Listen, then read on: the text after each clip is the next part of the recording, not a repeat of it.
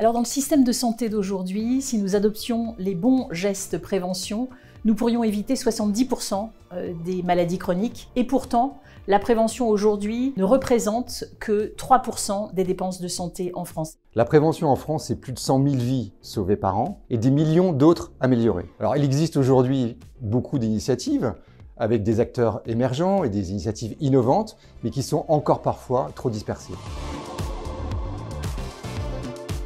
Nous croyons à l'open innovation, à la force du collectif. En matière d'innovation comme en prévention, nous sommes clairement plus forts à plusieurs.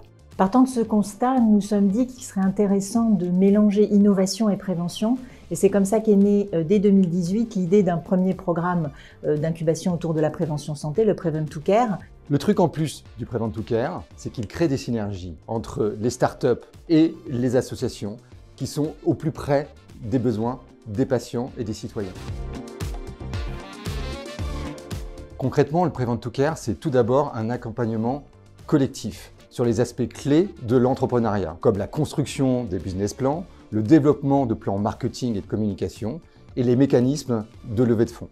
C'est 9 mois d'accompagnement à titre gracieux qui va permettre à ces structures de se développer et d'accroître leur impact. La singularité du Prevent to Care, c'est de permettre aux structures incubées de s'appuyer sur les expertises et les réseaux scientifiques et médicaux des partenaires fondateurs. Les participants du programme bénéficient d'un accompagnement très spécialisé. C'est le cas par exemple avec Elior Santé qui permet d'ouvrir ces établissements pour expérimenter sur des questions de nutrition santé. Le Prevent to Care nous a aidé à progresser dans 3 domaines.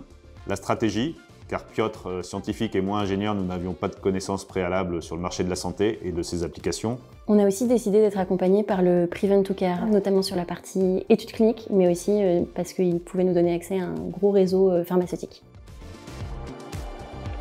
5 ans plus tard, le bilan est exceptionnel. 140 startups et associations accompagnées. Plus de 700 emplois créés. Plus de 110 millions d'euros levés par les startups depuis le début du programme. 5 millions de personnes ont été bénéficiaires des programmes et des solutions développées dans le cadre du Prevent to Care.